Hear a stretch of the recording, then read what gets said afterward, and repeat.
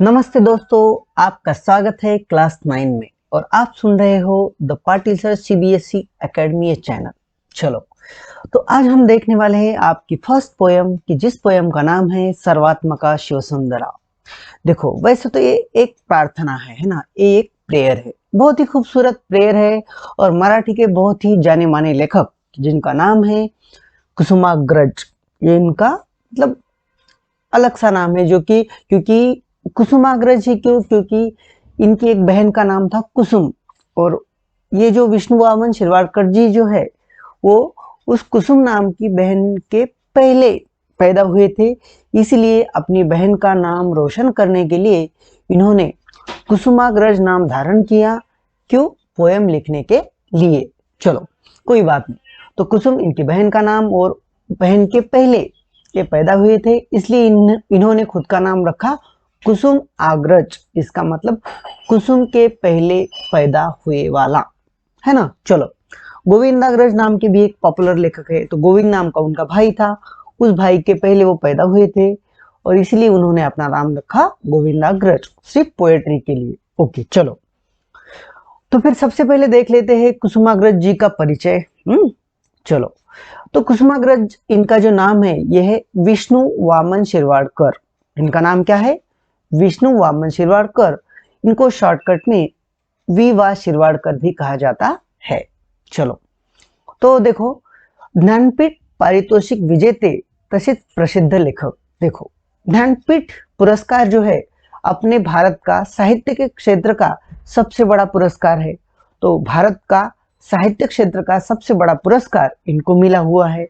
तो इससे आप अंदाजा लगा सकते हो कि ये कितने बड़े लेखक थे मराठी के। चलो, प्रसिद्ध लेखक, कवि, नाटककार। देखो, ये एक बहुत अच्छे पोएट भी थे और ड्रामेटिस्ट भी थे, मतलब बहुत अच्छे नाटककार भी थे। इनकी पोयम ऐसी है मानो मुझे बहुत ही खूबसूरत है इनकी पोयम। चलो, जैसे कि रविंद्रनाथ टैगोर की जो पोयम है बहुत खूबसूरत थी, तो उसीलिए उनकी एक पोयम को अपने भारत का राष्ट्रगीत के तौर पर मान मिला है ना। तो वैसे ही इनकी भी पोयम कुछ उसी लेवल की है जितनी की रविंद्रनाथ टैगोर की। और मुझे ऐसा लगता है कि जैसे रविंद्रनाथ टैगोर जी की पोयम इंग्लिश में ट्रांसलेशन होने की वजह से उनकी गीतांजलि इस किताब को जैसे नोबेल प्राइज मिला है, वैसे ही अगर विष्णु वामन शिरवाडकर की जो पोयम है वो अगर उस दौर में इंग्लिश में ट्रांसलेट हुई होती तो हो सकता है कि इनको भी मतलब नोबेल प्राइज मिला हुआ होता। इतनी अच्छी अच्छी इनकी पोयम है। चलो, कोई बात नहीं, आगे देखते हैं। तो कवि, नाटककार। अब देखो, इनके जो काव्य संग्रह है उनके नाम यहाँ पर दिए गए हैं। तो जीवन लहरी, विशाखा, समिधा, स्वगत, हिमरेषा, वादळवेल, मारवा, किनारा इत्यादि यांचे काव्य संग्रह आहेत। देखो, अगर कभी आपको वक्त मिला या फिर आपको अगर मराठी लैंग्वेज अच्छे से समझ में आती है तो किसी लाइब्रेरी में जाकर इनकी ये जो काव्य संग्रह है ये जरूर पढ़ लेना, बहुत मजा आएगा और बहुत सारी चीजें आपको सीखने को मिलेगी। चलो, कोई बात नहीं, आगे देखो। अब ये देखिए, हमने इनके काव्य संग्रह के नाम अब देखेंगे हम। इन्होंने जो भी ड्रामे लिखे हैं, है ना, उनके नाम देख लेते हैं। देखो, वैजयंती, राजमुकुट, कौंतेय, नटसम्राट, वीज म्हणाली धरतीला, विदूषक इत्यादि नाटके प्रसिद्ध आहेत। देखो, मतलब इन्होंने जो अपने ड्रामे के लिए जो सब्जेक्ट लिए है ना वो हिस्टोरिकल है। जैसे कि अब वैजयंती है, राजमुकुट है ना, ये भी हिस्टोरिकल है। कौंतेय एक पौराणिक विषय, कुंती है ना, तो कौंतेय यानी कुंती का लड़का, हाँ, कौन था? कर्ण, है ना। उसके जीवन पर आधारित ये एक ड्रामा है, कर्ण के जीवन पर। नट सम्राट, है ना, आपने इसके ऊपर की एक फिल्म भी देखी होगी, अगर नहीं देखी तो जरूर देख लेना, यूट्यूब के ऊपर है, नाना पाटेकर जिसमें लीड रोल में है। चलो, आगे देखो। वीज म्हणाली धरतीला, ये जो ड्रामा है ये झांसी की रानी लक्ष्मीबाई के ऊपर आधारित है। बहुत खूबसूरत ड्रामा है, अगर कभी वक्त मिले तो पढ़ लेना। चलो, और विदूषक इत्यादि नाटके प्रसिद्ध आहेत। चलो, तो ये हुआ इनका परिचय अब देख लेते हैं कि इस प्रेयर में इन्होंने क्या कहा है। देखो, या कवितेत काय म्हटले त्यांनी, परमेश्वरास वंदन करून अंधारातून उजेडाकडे नेण्याची आणि संकटांशी सामना करण्याची शक्ति कवि प्रस्तुत गीतातून मांगत आहे। देखो, मतलब अगर आप पूरी दुनिया की हिस्ट्री अगर देखोगे तो पूरी दुनिया की हिस्ट्री में मतलब गॉड का एक बहुत बड़ा रोल रहा है। जब ना कोई कानून था, ना कुछ भी नहीं था, तब सिर्फ एक ही कानून चलता था, वो था भगवान का। मतलब आज के दौर में अगर आप देखोगे तो हम कानून से डरते हैं कि अगर हमने कोई गुनाह किया तो हमें कानून सजा देगा। लेकिन ये इस कानून से पहले, जबकि ना कोई कॉन्स्टिट्यूशन था, ना कोई लॉ था, उस लॉ से, उस कॉन्स्टिट्यूशन से पहले भी एक यूनिवर्सल लॉ था। कौन सा लॉ? Universal law. और वो यूनिवर्सल लॉ मतलब गॉड, है ना। मतलब जब कानून नहीं था तब लोग किससे डरते थे? गॉड से डरते थे। अगर हमने कोई बुराई की, अगर हमने कोई बुरा काम किया तो हमें भगवान सजा देगा, है ना। तो दुनिया की इस आज तक की सभ्यता में या आज तक की हिस्ट्री में भगवान का बहुत बड़ा रोल रहा है। चाहे देश कौन सा भी हो, लेकिन उस देश में आपको भगवान जरूर दिखेंगे। और भगवान एक ऐसी व्यवस्था है, मतलब पुराने दौर से चलती आई हुई, कि जिस व्यवस्था ने हमारी पूरी मानव सभ्यता को बहुत ही मतलब सभ्य रखने में मदद की है ना। अगर समझो, मानो लोगों को अगर भगवान का डर नहीं रहता था और जिस दौर में ना कोई कानून था, ना कॉन्स्टिट्यूशन था, तो फिर बहुत ही मतलब अराजकता मतलब समाज में फैली हुई होती थी। लेकिन ऐसा नहीं हुआ। क्यों? क्योंकि लोग भगवान से डरते थे। और कुछ ऐसी किताबें हैं जिनमें कहा गया था कि अगर आप अच्छे कर्म करोगे तो आपको अच्छा फल मिलेगा, अगर आप बुरे कर्म करोगे तो आपको बुरा फल मिलेगा। तो इन किताबों की वजह से, इन भगवान की वजह से समाज में एक व्यवस्था बनी रही, है ना। अब आज के दौर में तो कॉन्स्टिट्यूशन है, तो लोग जो भगवान से नहीं डरते या भगवान में विश्वास नहीं करते तो कानून से डरते हैं, है ना। लेकिन जो लोग भगवान से डरते हैं तो उन्हें मतलब किसी और डर की जरूरत नहीं, क्योंकि चलो अपना अपना मतलब नजरिया होता है। चलो, तो फिर इस पोएम में परमेश्वरास वंदन करून अंधारातून उजेडाकडे नेण्याची आणि संकटांचा सामना करण्याची शक्ति प्रस्तुत गीतातून मागत आहे। चलो, तब चलो समझो, अब मानव जो है वो पुराने दौर से मतलब खुद को बेसहारा महसूस करता आ रहा है। तो ऐसे बेसहारा इंसान को सिर्फ एक ही सहारा है, वो मतलब वो था भगवान का। तो इसीलिए भगवान, जब भी समझो कोई नेचुरल डिजास्टर या कोई नैसर्गिक आपत्ति इंसान के ऊपर आती थी, तो इंसान भगवान की तरफ देखकर कहता था कि हे भगवान मुझे बचा लो, है ना। क्योंकि पुराने दौर में तो कोई आज की तरह सिस्टम नहीं था कि जो मतलब आज समझो अगर आपको कहीं पे फ्लड आ जाता है तो जल्दी से मिलिट्री आके आपको बचा लेती है ना। या कहीं पे भूकंप आ जाता है तो भी गवर्नमेंट काम करती है। लेकिन जब हजारों लाखों साल पहले ना ये गवर्नमेंट था, ना कुछ भी ऐसी सिस्टम नहीं थी, तो एक ही सिस्टम थी यूनिवर्सल, वो थी गॉड की सिस्टम, है ना। तो इसीलिए इंसान जब खुद को असहाय महसूस करता है, खुद को कमजोर महसूस करता है, तो वो भगवान को कुछ ना कुछ मांगता है कि हे भगवान मुझे शक्ति प्रदान कर इन संकटों का सामना करने के लिए। चलो, कुछ वैसा ही इस पोएम में कहा गया है। देखो क्या कहा गया है। पहले मैं आपको एक बार ये पोएम रीड करके बताता हूँ, बाद में हम इसका मीनिंग समझ लेंगे। ओके, चलो क्या कहा गया है देखो, एक बार मैं आपको पढ़ के बताता हूँ, बाद में हम इसका मीनिंग समझेंगे। ओके, चलो। सर्वात्मका शिवसुंदरा, सर्वात्मका शिवसुंदरा स्वीकारया अभिवादना, तिमिरातुनी तेजाकडे प्रभु आमुचाने जीवना। मैं फिर एक बार कहता हूं, सर्वात्मका शिवसुंदरा स्वीकारया अभिवादना, तिमिरातुनी तेजाकडे प्रभु आमुचाने जीवना।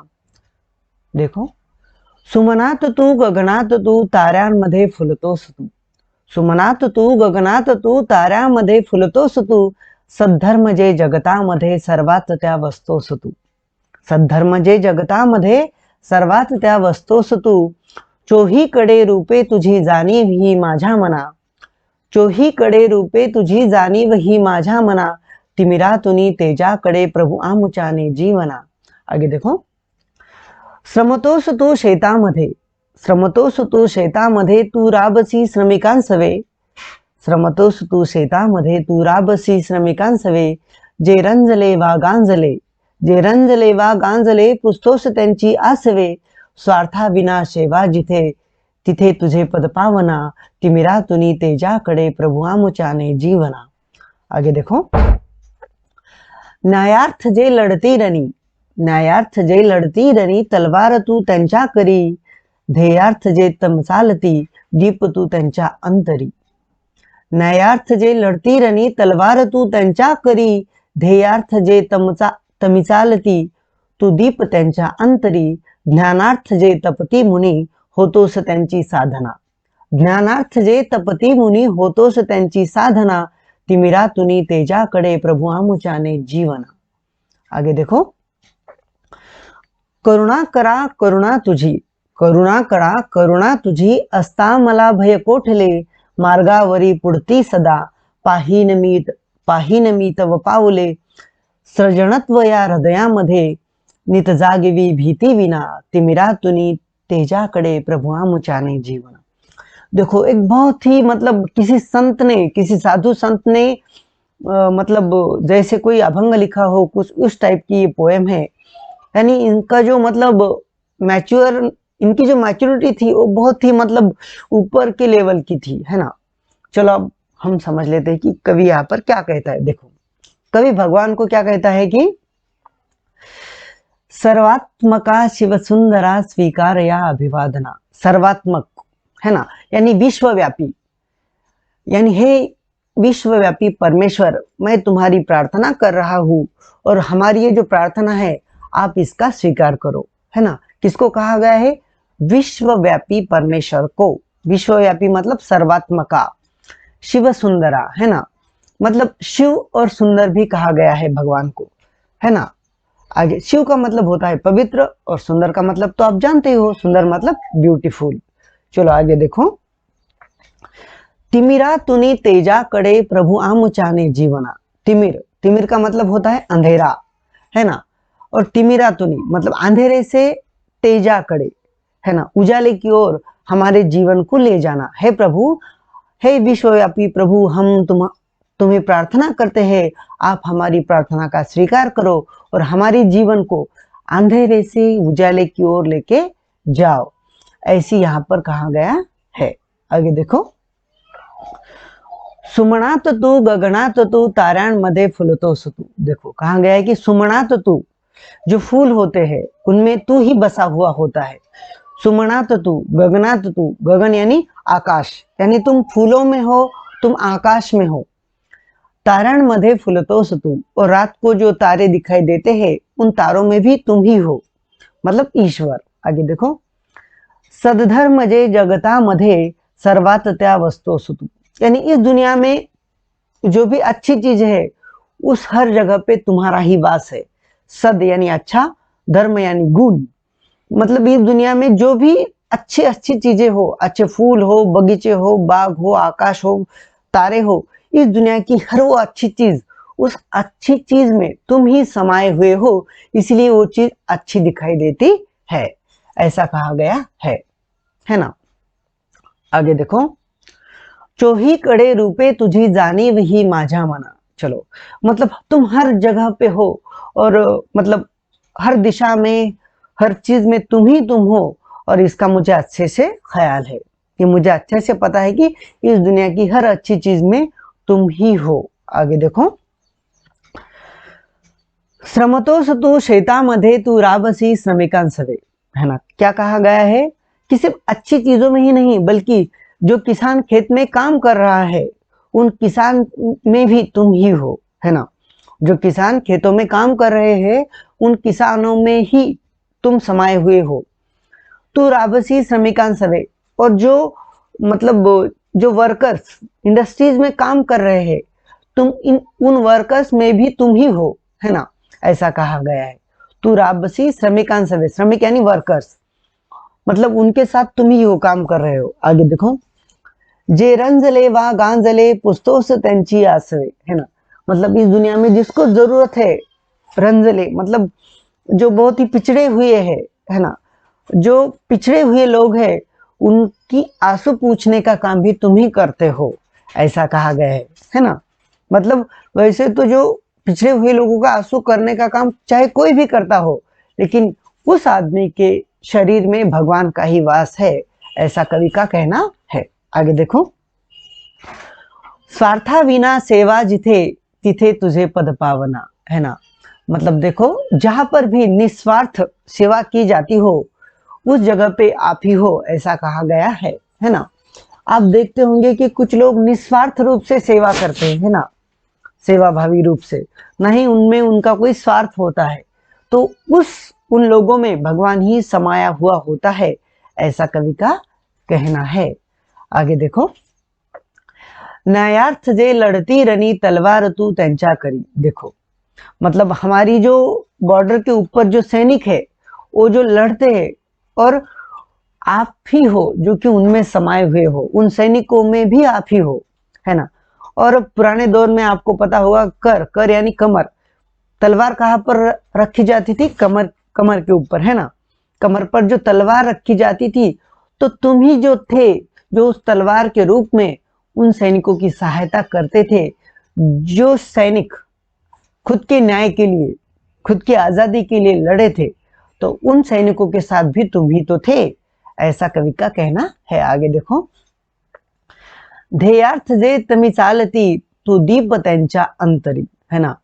मतलब देखो, जो लोग अपना ध्येय, है ना, अपना ध्येय प्राप्त करने के लिए अंधेरे में चलते थे, तू दीप त्यांच्या अंतरी, उन अंधेरे में भी उनके जो मन में तुम दीप की तरह थे, इसीलिए तो वो अंधेरे में चलते थे। देखो, अब समझो कोई स्टूडेंट्स है जो कि यूपीएससी की तैयारी कर रहा है ना, भारत की नंबर 1 के एग्जाम की, या कोई आईआईटी की तैयारी कर रहा हो, या कोई मेडिकल की तैयारी कर रहा हो, तो आपको पता होगा कि वो रात रात भर जागकर स्टडी करते हैं, मतलब बहुत बहुत स्टडी करते हैं।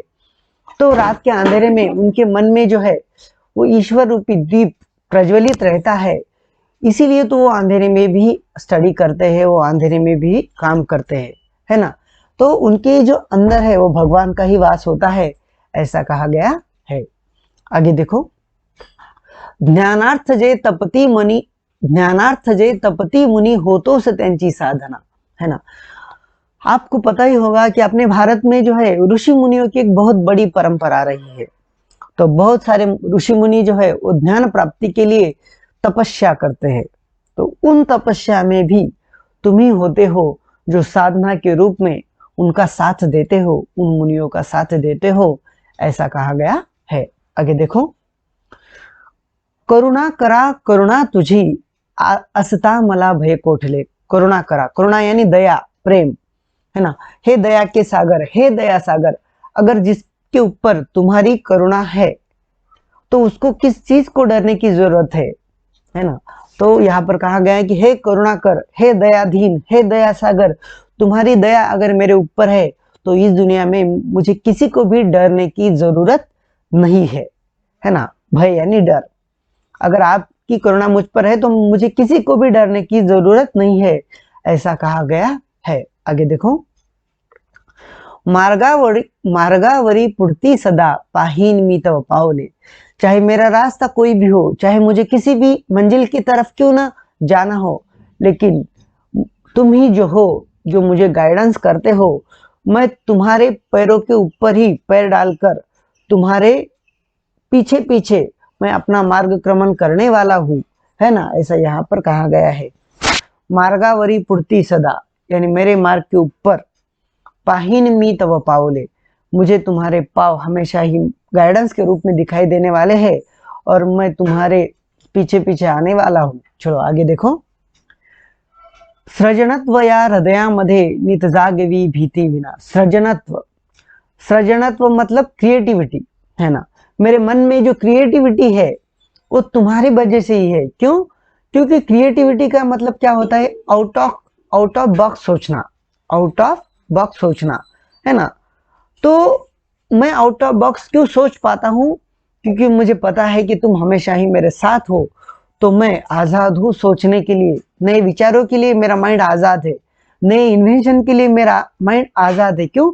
तुम्हारी वजह से, क्योंकि मेरे मन में तूने जो ये क्रिएटिविटी का बीज बोया है वो इसके लिए मैं सदा ही तुम्हारा आभारी रहूंगा। और ऐसा ही नित जागवी भीति हुई ना मेरे मन में तुम ये जो क्रिएटिविटी है इसको हमेशा ही, नित्य यानी हमेशा, जागवी मतलब इसको हमेशा ही प्रज्वलित रखना है ना, प्रज्वलित रखना मेरे मन में। किसको? क्रिएटिविटी को, भीति विना और ना ही किसी डर के। तो तुम है भगवान, ऐसे करना और मुझे मेरी जिंदगी में हमेशा ही सहायता करना, ऐसी यहाँ पर प्रार्थना कही गई है। देखो, अगर इस पोयम का मीनिंग आपने अच्छे से समझ लिया तो आपको पता चला कि कितनी गहरी गहरी बातें पोएट ने हमारे साथ यहाँ पर शेयर की है। चलो कोई बात नहीं, मुझे उम्मीद है कि आपको ये पोएम अच्छी लगी होंगी। तो जरूर इस पोएट की जो और भी पोएम है वो जरूर पढ़ लेना। मैंने पहले जो कहा था कि मैं अभी वही कहूंगा कि अगर इस पोएट की पोएम अगर इंग्लिश लैंग्वेज में ट्रांसलेट हुई होती तो हो सकता है कि इनको नोबेल प्राइज मिला हुआ होता। इतने स्टैंडर्ड लेवल की इनकी पोएम है। चलो बच्चों, आप सुन रहे थे the Patil sir CBSE academy. अगर आपको आगे भी ऐसे ही हमारे साथ पढ़ना है तो जरूर हमारा the Patil sir CBSE Academy ये चैनल सब्सक्राइब कीजिए, अपने दोस्तों के साथ शेयर कीजिए, लाइक कीजिए। Thank you very much. Okay, bye.